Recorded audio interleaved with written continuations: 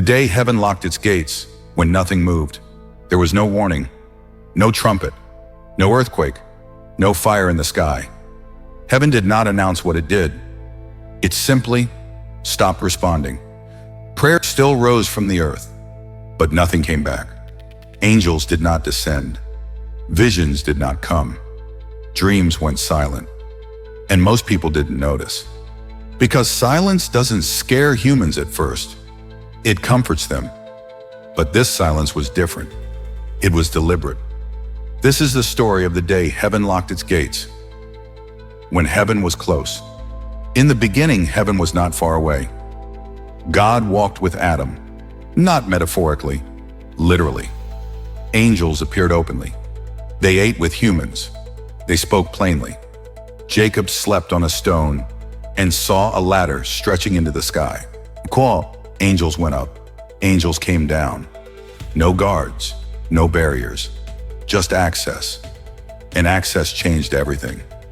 Because knowledge flowed freely, and humans learned faster than they were meant to. Knowledge without wisdom. Every time heaven opened, humanity took something back, and not faith, information, how to rule, how to build, how to dominate. Kings claimed heaven's authority. Wars were declared holy. Blood was justified as obedience. Angels were no longer feared. They were questioned, studied, tracked.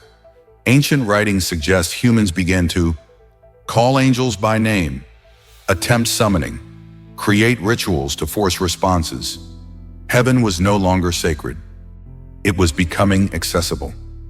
And access always leads to misuse. The Watchers, the first breach. The Book of Enoch tells a story that terrified early religious leaders. Angels called Watchers descended without permission. They did not come to destroy.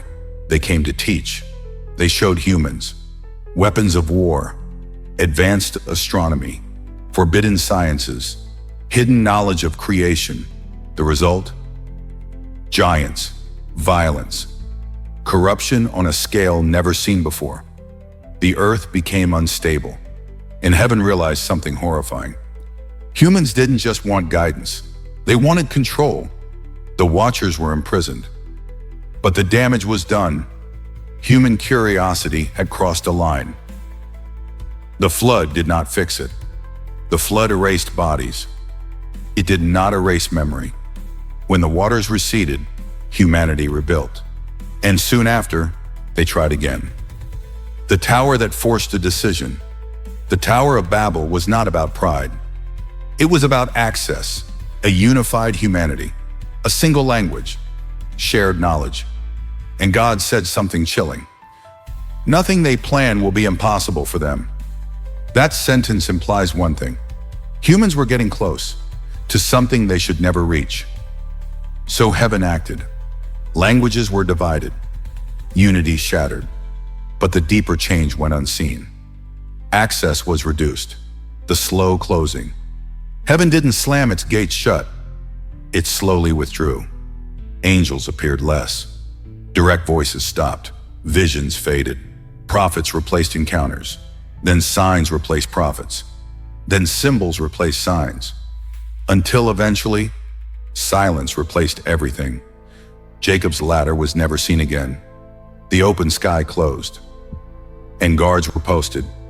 The day it locked. Ancient traditions whisper that one moment sealed the gates. After the final Old Testament prophet, nothing. 400 years of silence. No miracles. No visions. No angels. This wasn't punishment. It was containment. Heaven locked its gates because humanity kept trying to break in. When heaven spoke again. When heaven finally spoke again, it didn't roar. It whispered. Jesus didn't give answers. He told parables. When asked why, he said, because not everyone is meant to understand. Truth was now filtered, layered, protected, because raw access had nearly destroyed the world before. The gates never reopened. Here's the darkest theory of all. What if heaven never reopened its gates? What if angels no longer descend, Not because they can't, but because they are forbidden? What if miracles are rare because access is restricted, not by lack of faith, but by design? What guards the gates? Ancient texts suggest the gates are not empty, they are guarded, not to keep humans out, but to keep something else in.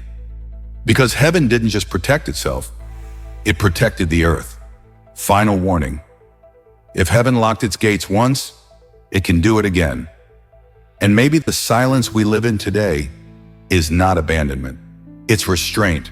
Because the last time humans reached too high, heaven stepped back, and the gates did not open again.